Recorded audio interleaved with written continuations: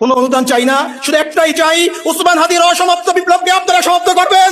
আপনারা যদি রাজি থাকেন আমার সাথে ওয়াদা করেন, ইনসাফের বাংলাদেশ গঠন না হওয়া পর্যন্ত আপনারা শান্ত হবেন না।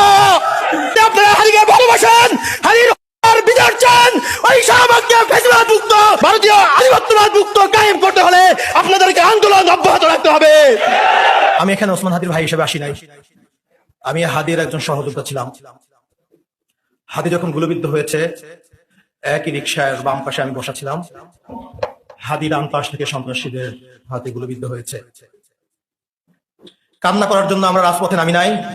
শহীদ ওসমান হাদি যখন জুলাই আন্দোলনে অংশগ্রহণ করে, তার ওয়াইফ সন্তান সম্ভা ছিলেন। দিনের পর দিন, রাতের পর রাত যখন বাসায় ফিরতে পারেন নাই, আমাদের পরিবারের পক্ষ থেকে তাকে বারবার বলা হতো পরিবারের কথা চিন্তা করতে হবে, নিজের নিরাপত্তার কথা চিন্তা করতে হবে। তার একটাই জবাব ছিল, আমাকে আমার আল্লাহ রক্ষা করবে। আমি যদি চলে যাই, এদেশের 18 কোটি জনতা আমার পরিবারকে দেখে রাখবে। এর চেয়ে বড় নিরাপত্তা আর কেউ দিতে পারবে না। যদি আমি আমার রবের ডাকে সাড়া দিয়ে চলে যাই, আপনি শহীদের ভাই হবেন।